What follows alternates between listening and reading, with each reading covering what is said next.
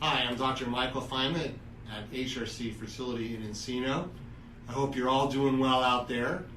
You know, we all know these are challenging and difficult times, and often when we're stuck at home under stressful conditions, we react by eating comfort food, carbohydrates, ice cream, candy, the like. For patients struggling with infertility, some of them are unaware of how much of an impact body weight has on their fertility. For instance, it's long been known that increased body weight in women contributes to the lack of ovulation, particularly with women with polycystic ovarian syndrome. But even with women with normal cycles, it's been shown in a European study that for every kilogram of weight over ideal in the man or the woman, they could calculate how many extra days it took to conceive naturally. In another study looking at donor eggs to control for the egg quality issue, it was shown that women with a high BMI had a much lower pregnancy rate than their leaner counterparts. On and on it goes, higher miscarriage rates, lower implantation, all associated with high body mass index.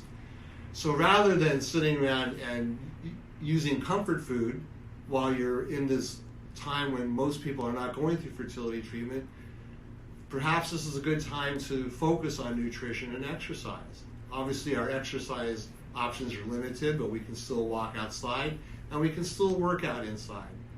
The YouTube and internet is filled with examples of workouts that you can look at.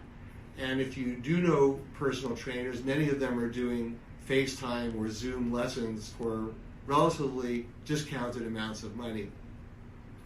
Now, I'm no nutritional counselor, and if you do have an issue with high BMI, I certainly encourage you to speak to a nutritional counselor. And again, that might be hard these days, but I can give you a few tips on what might be considered a fertility-friendly diet.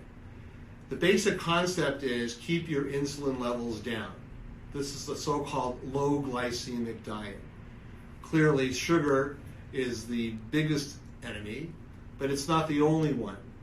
For instance, white carbohydrates, processed carbohydrates, are thought to raise insulin levels and counter fertility.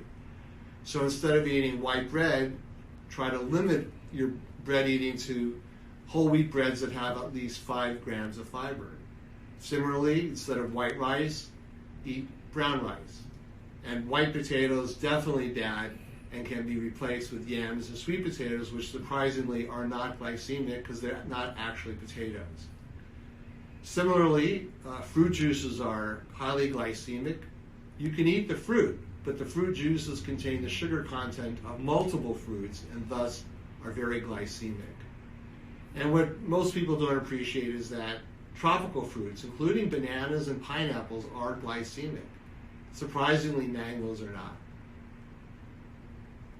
So during these weeks, and we're tied at home, we can't go through treatments, we can't see our patients, although we do try to talk to them online and FaceTime and so forth. Try to use the time to improve your health. Try to find a way to work out, manage your diet along the lines I said, and hopefully when we come out of this, we'll all be a little healthier and ready to move forward this summer, not only with fertility treatment, but in all the other aspects of our life. I hope you all stay well out there, and if you have any questions, you're free to call our office at 818-788-7288, and I'll be happy to do a Skype or FaceTime consult with you. Until then, be well.